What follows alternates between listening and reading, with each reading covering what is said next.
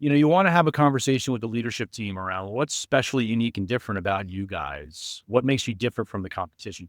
Why do your customers love you?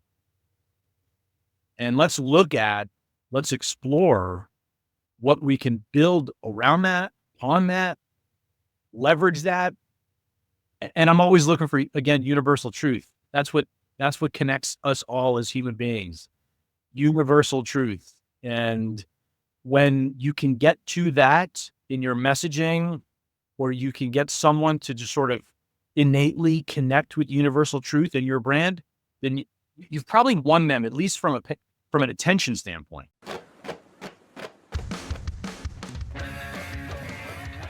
Oh yes, this is the Hardcore Marketing Show. I'm Casey Cheshire, your host for this epic journey. Today's show is sponsored by Ringmaster, on a mission to launch B2B podcasts that create relationships, generate revenue, and drive growth. Ringmasterlive.com. Bam.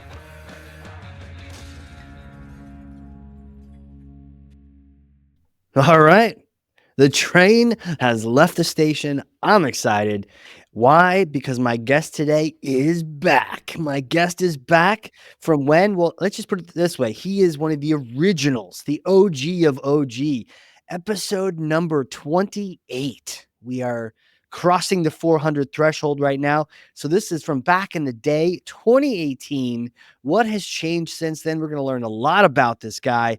We're going to learn from him. I can't wait to crack open his skull like an egg and learn all the good marketing and brand stuff that's inside. Well, who is he, Casey? Who is he? Serial entrepreneur, marketing leader, thought leader, storyteller, brand strategist, growth coach, professor, can I say more, advisor. 25 plus years creating brands and growing them. CEO and founder at Element M, Dave Kustin. Welcome to the show, sir. Good to be here, Casey. Thank you. I like the Professor Kustin part. I like that very much. Absolutely. Man, so many things going on. I want to just go ahead and pass you this. You didn't get a chance to hold this in reality last time. It was notional, but here you go. Okay. Oh, go ahead. Take Thor's hammer. You got it? Thank you. Okay. All right. Dave, take Thor's hammer and smash for me some kind of marketing myth, bogus strategy, misconception. Set the record straight once and for all. Okay, got it. So I don't know that I would describe it as a myth in as much as it's maybe a trend. It's a trend. It's a way of being. It's something that I observe with a lot of, let's call it, agencies that maybe have, I'm going to call it, middle career marketers. These are young folks. I'm later career. Sorry, Casey, I think you're later career too. I don't know, man. Speak for yourself. I've been doing this a long time. And, I came up in marketing in the days of what we might call traditional marketing and advertising, where there's out-of-home stuff, printed goods, sales collateral. Does anyone make sales collateral anymore? I don't know. I don't think so. I used to get super excited about designing business cards and billboards and, print ads, stuff like that. So the thing that I observe a lot with, these, call it younger career, middle career marketing folks, is they know very, very little about brand positioning. They know very little about brand positioning and how it relates to messaging, how it then relates to the words that you use to turn on your audience, to educate your audience, to move them to action.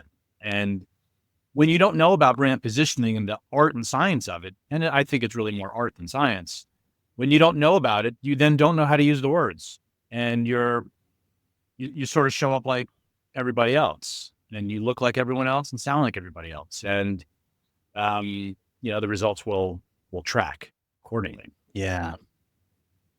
Well, as you're mentioning that, even though I am the grand poobah of the Hardcore Marketing Show, I even thought to myself, damn, do I know brand positioning? Yeah. Have I really thought about it? I mean, sometimes we can get so fixated on technology, man. Hey, I know marketing automation. Hey, I know this tool, that tool. Had a long conversation about PPC on a Slack board just now. Man, why are we not paying attention to brand positioning? It's a good question. I'm not I haven't really considered that. I'm not sure. It could be because, the platforms, the tactics, the tools, I don't want to say they're easy to use, but they're kind of easy to use, right? It's democratized how to deploy marketing messages. It's easy to do it, right? You assign a budget on Meta, and you develop some assets, you deploy that stuff, and it's easy to do. The brand positioning piece requires real thinking and creativity, maybe a little bit of research, maybe a little bit of poking, beliefs and biases. Right. And I don't know, maybe we've become lazy as a sort of a group. Um, I guess that's my thesis as to why. You're lazy and maybe scared too, you know? Poking beliefs, poking bias, especially your own bias. I know sometimes I really have to make sure that my own bias isn't the lens that I see marketing through because I may not be the buyer. Yeah, So my judgment is really not as important as what the buyer thinks. biases are real, and our own I think are mostly always wrong. And we believe our own biases so much. Confirmation bias is such a Oh, sure. strong thing, and I think maybe that's where the laziness comes in. It's like, yeah, this is true for me. It must be true for Casey, right? And then we proceed from that position.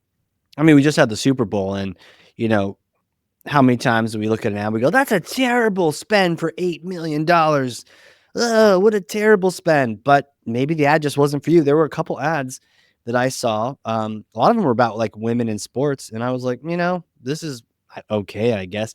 But I've been trained now to know, nah, well, obviously that's not for me. I'm not, but and so I asked both my wife, my daughter, other people on my team. They're like, "Yeah, it was a great ad." So I was like, "Aha, see, that's exactly what I thought. It wasn't for me, but for the people that it was for, they liked it." I would love. So I wrote about I wrote about 3 ads on LinkedIn last after the Super Bowl, 3 specifically.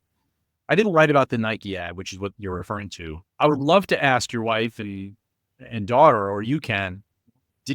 Why did they think it was great? I didn't think it was great. I have a daughter, and um, Interesting. Yeah, we're in the same boat. I don't think there's anyone out there telling women they can't do anything the way the ad Mm, positioned itself, as if that's how the world is. I don't think the world's doing that.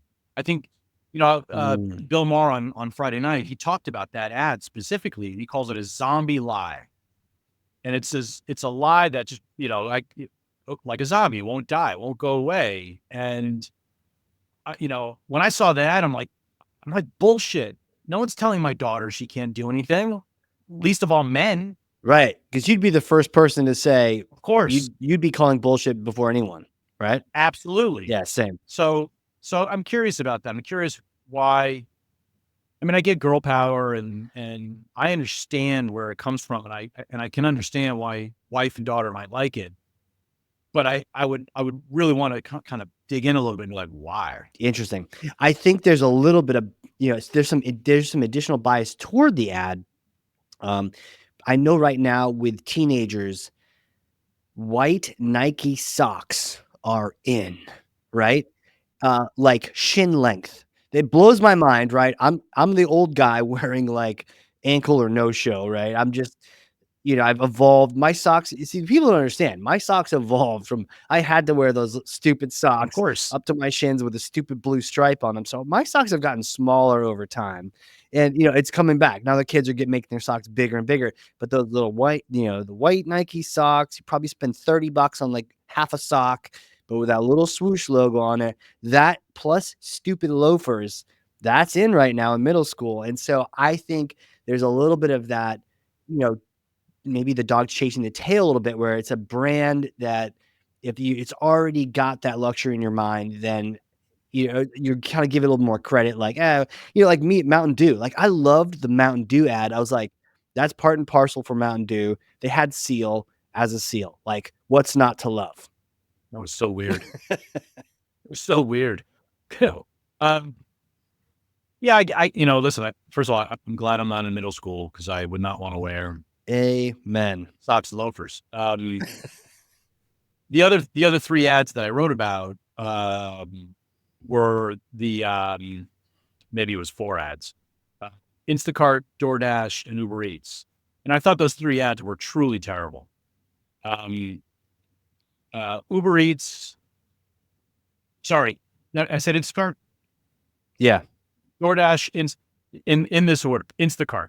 So Instacart's ad, if I recall, it was all the supermarket brands running to the family home, and the message was, get all your favorite brands or whatever. Uh, it says, and this is what I'm talking about around messaging. It said nothing about the problem, the real problem Instacart solves. Mm. Nothing about that. Um, Furthermore, it showed, 50, maybe I'm being overly generous. 25 other brands, logos, mascots. It's like extremely confusing to the consumer. Is this an Instacart ad or a can't receive ad? Okay.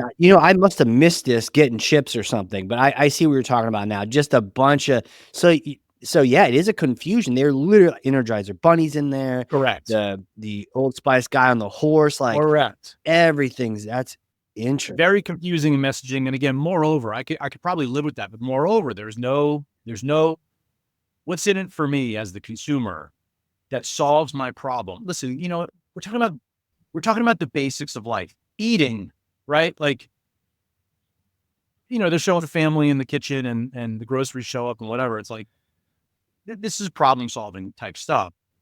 DoorDash with Nate Bargatze and um the the messaging he delivered was use the ad, save money.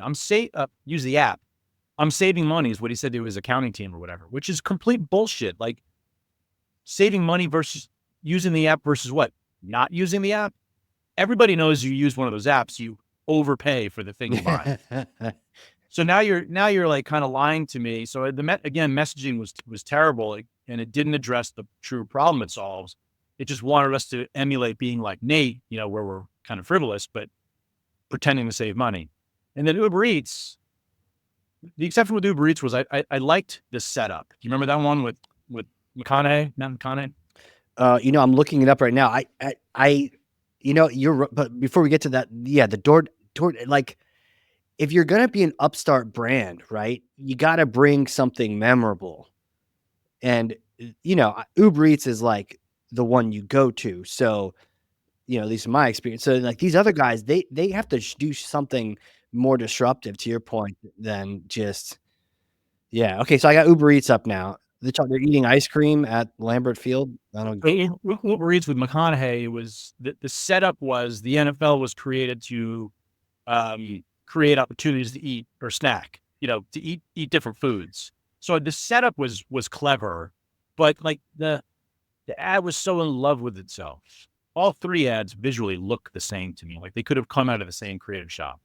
Um, but moreover, they didn't talk about problem solving for the consumer, and like that's really where consumers come from. That's where buyers come from. That's the base level they come from. What's in it for me? And I thought all three missed the mark. What I wrote about was like show someone coming home. Forget being overly creative. And I know the Super Bowl calls for this, but I could say as a CMO, as a marketing director, we have the largest captive audience. Let's forget the being overly creative, Yeah. being in love with our creative, and let's really get to the core messaging. Let's get to problem solution stuff.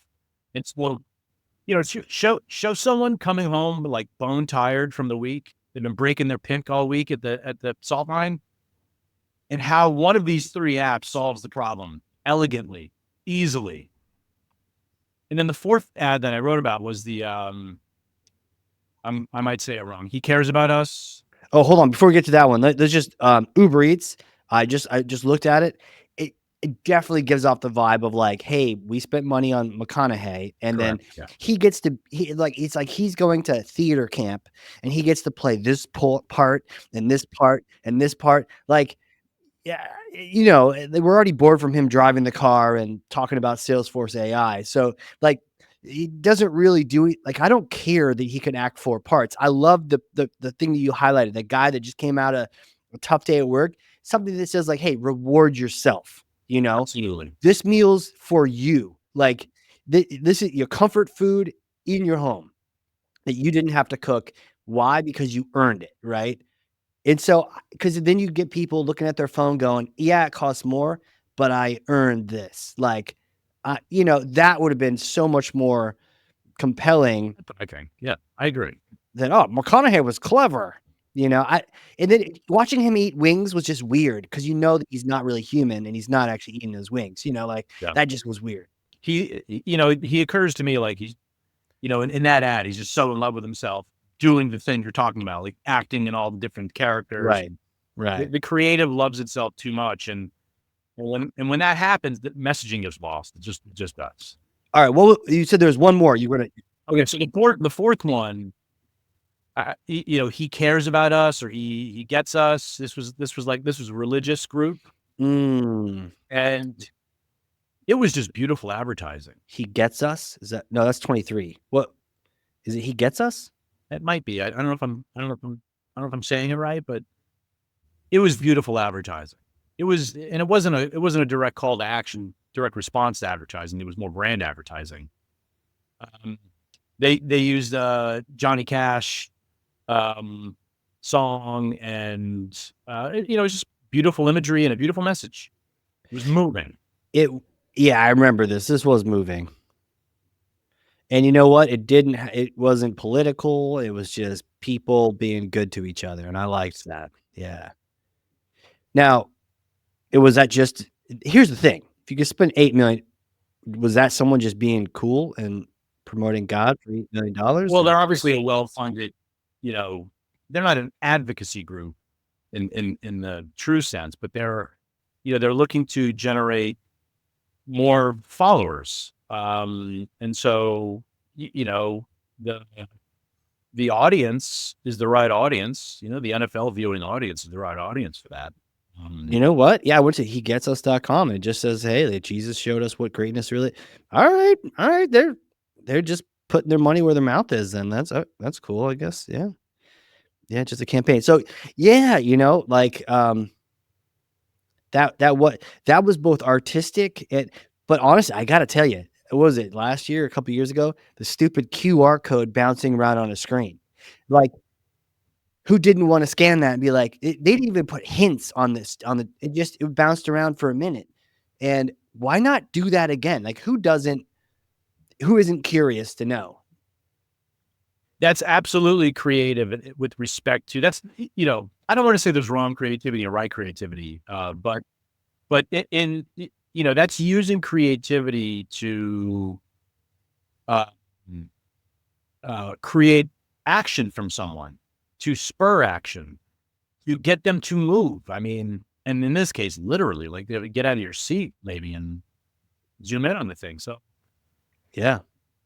yeah, I love the Super Bowl advertising conversation, and I love watching it. I love. Oh, the other one. Sorry, Casey. The other one I wrote about was Liquid Death. So the Liquid Death ad I thought was fantastic. I mean, first of all, I don't really care for the brand. I don't. I'm not so much a fan of the packaging and the name, the brand, and the messaging and all this, but their advertising was, there's certain professionals who should never drink on the job, right? Right. Liquid Death is in a can. It looks like a beer. Right. And so they show a referee and a surgeon and a bus driver and a pilot and a judge drinking on the job. And what they're trading on is universal truth. Everyone knows there's certain folks who should not drink on the job. And so they're trading on that universal truth to create humor, to create irony. And so that's what the other three ads miss: universal truth. Coming home from from work at the fifth day of the week, or your 12-hour shift, or whatever, and you're exhausted, you don't want to shop, let alone cook for yourself or your wife and kids or husband and kids. Like, boom, problem solved, easy. That's universal truth. Completely relatable to everyone.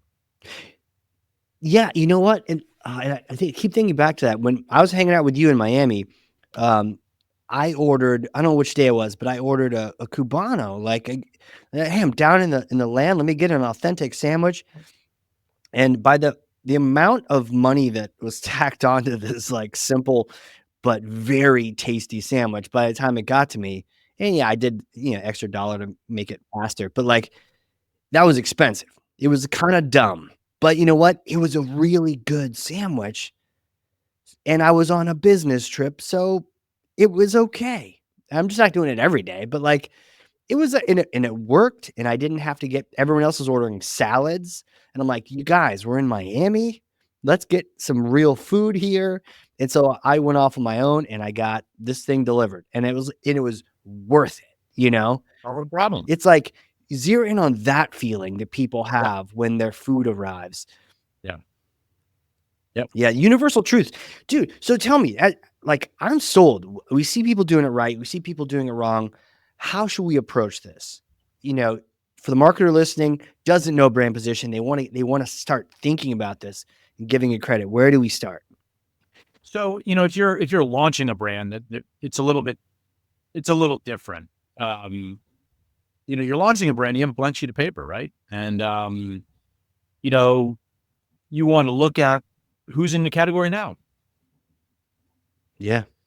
So this class that I'm teaching, it's a class in the School of Business, it's an entrepreneurship class, and I'm teaching my students around brand positioning and repositioning, rebranding, things of that nature. And so I teach them, very rudimentary. Look at the category you're in, and you can map everybody, map all your competition, and you want to pick an X and a Y axis and two quality points on those X and Y. And price and performance is very easy to do as a basic starting point. And so you look at the price and performance of all your competition and you map it, you visually map it. Yeah. And hopefully you can identify where there's a hole. There's an open position. Literally, like everyone's clustered over here. High performance, high price. Well, is there a low performance, low price? For damn sure. That's Fiverr. You may not be able to build your thing to do that, Right. right? Like I use car brands as an example. Oh, sure. Yeah, yeah. I don't think there is a low cost, higher performance vehicle, No. right? Because those things don't go together. It's nearly impossible, if you will, to do that. And so it doesn't exist for a You reason. could argue like a Tesla for its performance is a pretty approachable cost. But to your point, no, there's not like a cheap jalopy kind of thing. Basically, when you map all EVs, Mm, all of them, for the most part, have pretty great performance.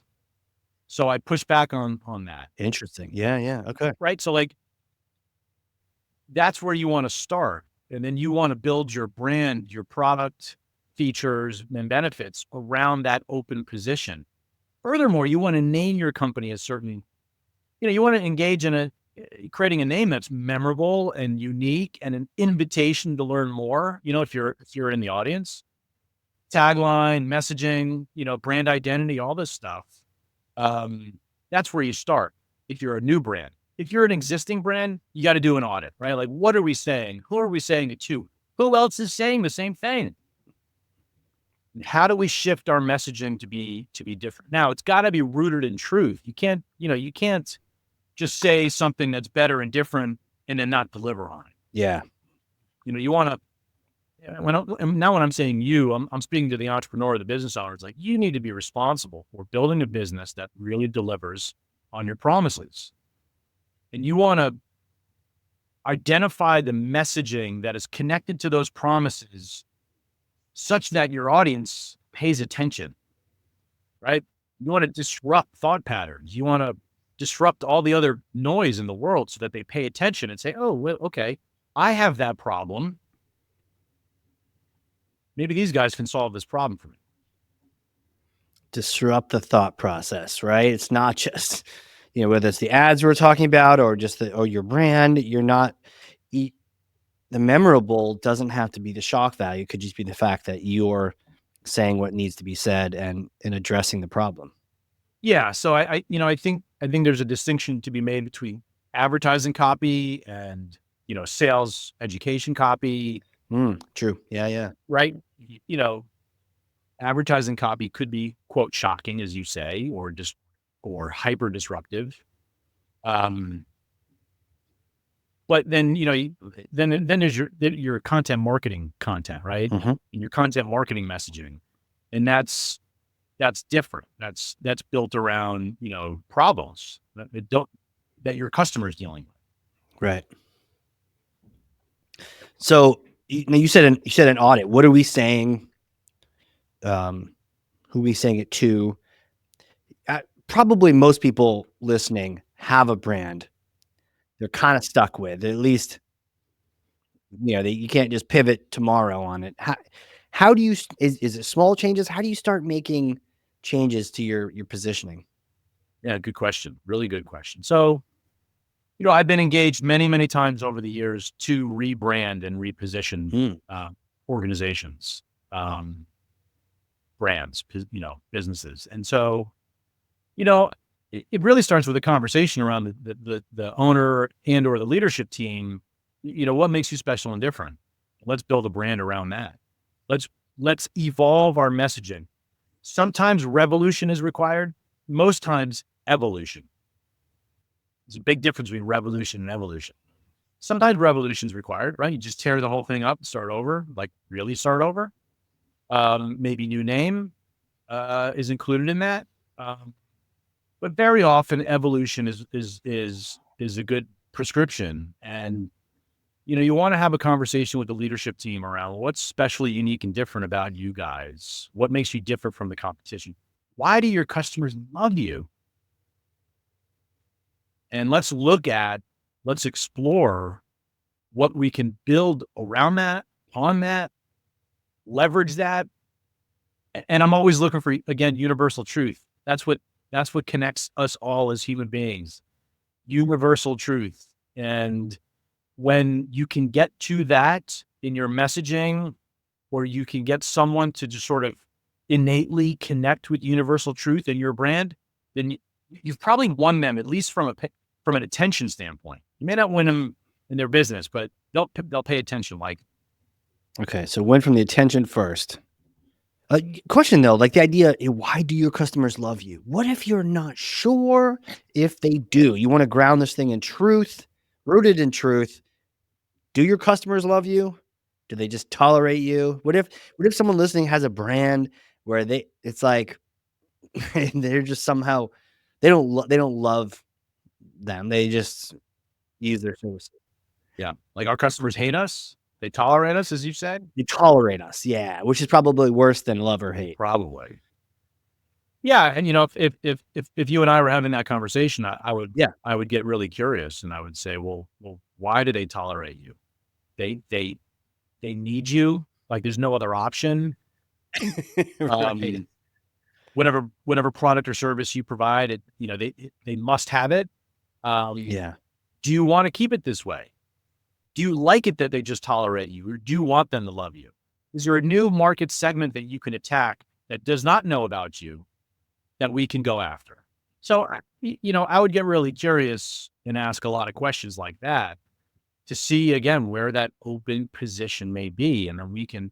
I'm an entrepreneur, so I wear my creative director hat, but I also have my entrepreneur hat on because that's where opportunity is in that open position. Yeah. And maybe, love it's just, maybe they like your customers like you, otherwise they would have left. So sometimes we got to get out of our comfort zone as marketers. Hey, go ask them that. They're not going to reject you. You're not going to, you don't have to be, it's not a sales role. You're just asking what their opinion. Is there a good question to find this out? Hey, why do you like me? Like what is the cool way? What is the Dave way of asking that question? Well, I would certainly check in with my sales team first, assuming you have a sales team, right? Let's assume that your sales team ought to know. I mean, they ought to know why customers buy. They ought to know why they stay. They ought to know why they refer. Um, and maybe your sales team doesn't know all those answers, but your customer care team should know some of them, Yeah. assuming Yeah. you have one. But if I was in this position and maybe I didn't have all those people available to me as the business owner, I would call my customers. Say, hey, customer, hey, Kate, call your 5 most trusted customers. Hey, Casey, we're thinking about going through a rebrand, and I would really love to know why you love our product or service, because we think there's some truth in why you love it, and we want to build a new brand around that. We want to do more of this for others. So I'd start with that kind of conversation. I would love to do that with my customers. Yeah. Okay. I mean, I can see asking that question. It's not It's scary. not scary. No. I think of if you're, again, one of your trusted customers, they would love to tell you. Yeah. They're probably dying to tell you. I'm sure. Yeah. They'd be happy to tell you.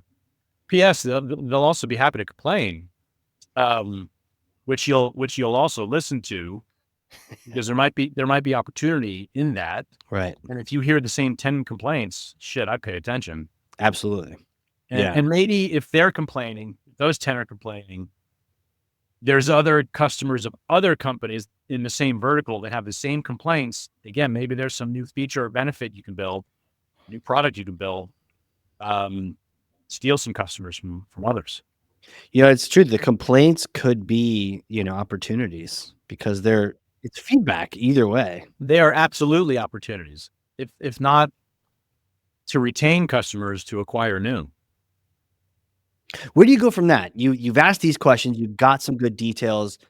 Where does that go toward your brand? Yeah. So let's say you've done a number of things to capture some kind of you know amount of data, some kind of narrative that you can hand to. Could a company do this in-house? Absolutely, they could. If you have a VP of marketing, if you have a creative director, if you have a team that has done this kind of thing before, Mhm. absolutely doable in-house. Most companies do not have this. And so engage a professional. You've heard the expression, you think it's expensive to engage a professional? Wait till you engage an amateur. Yep. So engage a professional to lead this. Now, you could have an in-house designer who could execute on the design elements. You don't necessarily have to invest in that, but I would invest in a professional brand strategist, a creative director, um, who can lead this effort and lead the leadership team there. It's not an easy thing. Sometimes it's easy. Most of the times it's not, um, because of people's biases. They believe their own bullshit. They're stuck in safety. And so, creating a new name, a new brand identity, new website, and all new sales tools, like, it's scary to people, because they feel safe in what they know. But I'll tell you, it's worth it. Dude. So that's how you move forward with all this stuff, right? And there is a creative process. There's an invention process, and Mm. it's linear. You might start with what's the brand positioning we want to have, and you develop language around that. You develop a strategic brand positioning statement. Maybe you develop a mission question. I love a mission question. So a mission statement, we're all familiar with mission statements, and they're very often sort of, I call them like hallmark statements. They're very flowery, and we want to make the world a better place kind of statements. And I say those are useless. Not that the world doesn't need to be a better place. It certainly does. But just stating that thing can be what? Nothing. It just doesn't mean anything. There's no teeth, right? There's no teeth. Whereas a mission question is, how can we? And the rest of that statement is your mission. How can we change the lives of 1 million people by, et cetera, et cetera, et cetera? And Mm. it's tied to the organization. It's tied to your business model. And the mission question is being answered every day in every action by your team. And so now their behaviors are tied to the mission of the organization, which is tied to the brand you want to build. Now you have real power. Now you have real teeth. So you might develop that thing. And then you start, coming up with names that are, again, tied to, connected, in support of this brand positioning statement, this brand positioning spot you want to own, this mission question, it's all tied together. And then you develop brand identity. Then you develop, sales tools and a sales story and a brand story. And there's all these assets you develop to help your sales team sell. Something about what is it about switching it from a statement to a question that makes it? I mean, I was Yeah. writing some ideas down right here. I'm just something about it, makes you think, oh, is it this? Is it this? What is that? I'm sure there's some psychology in it, but you have to answer it. If you're on the team, you have to answer it. Yeah. And you answer it through your behavior, right? Like if you're committed, if you're on this team, if you're on my team, you're on our team, Casey. Yeah.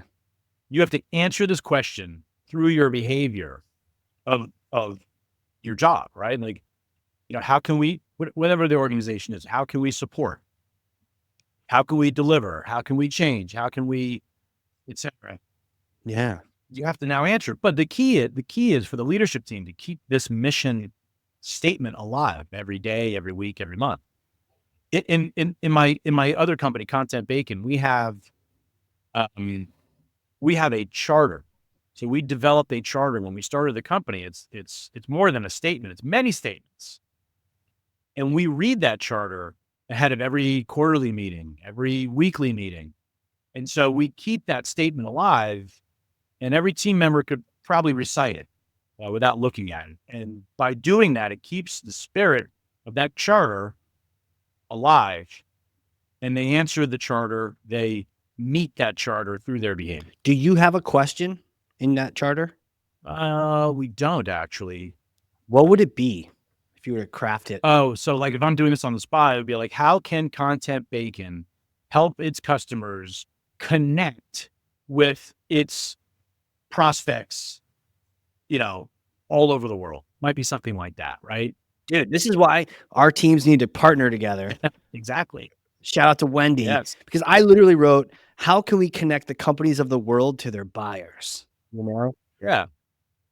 But like the exercise is to iterate, like create 10 of them. And then you have to edit and iterate.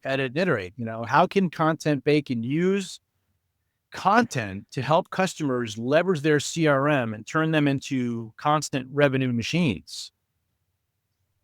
Question mark, right? Like, right.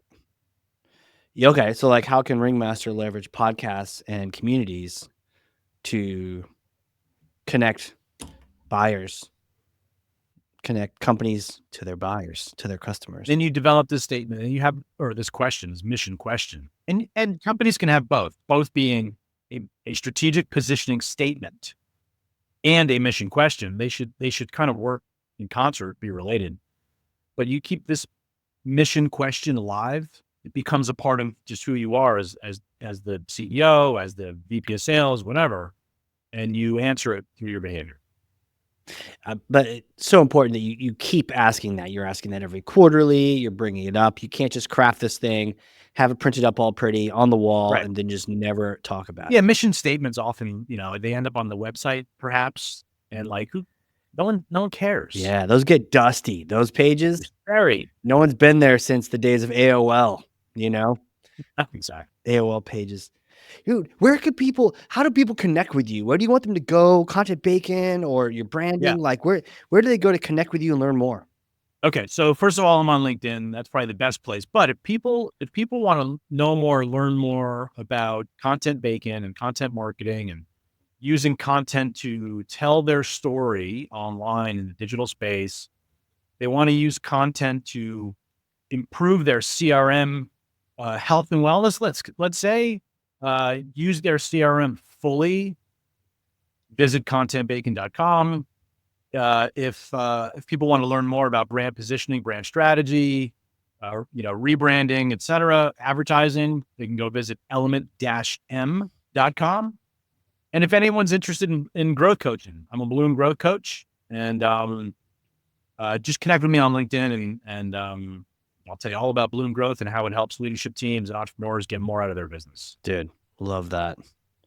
Love that. Man, so good. Dave, thank you for coming on here, coming back from the past to really school us up. I feel like this is even better than last time because I can't even remember 2018. But you were memorable then. But man, what a killer conversation here. Learned so much from you on brand positioning. Fun to talk about ads, but also fun to really challenge ourselves. We're going to be really thinking about that mission question after this. So thank you. You're very welcome, Casey. Thanks for having me. You're fantastic, and I love the show, and I love what you're doing for companies in the world. Well, hell yeah. I mean, I'll take those compliments all day. Tell me more. Tell me more. For those listening, if you learned something, and I freaking know you did because I literally have 2 pages of notes over here, front and back, then share this with someone else. 1 person, 3 people. 9,000 is cool, but really just even 1 person that needs to hear this. Maybe their brand is just weak. Maybe their brand is like one of those Super Bowl commercials we didn't even talk about because we don't even remember it because it was just that bleh, that meh, as my son might say. So if that's the case, get this content over there. Let Dave school them up and teach them the way to go. With that, Dave, thank you again, sir. Thanks, Casey. Appreciate it. All right, everyone. This has been a crazy cool episode of the Hardcore Marketing Show. We will see you all next time.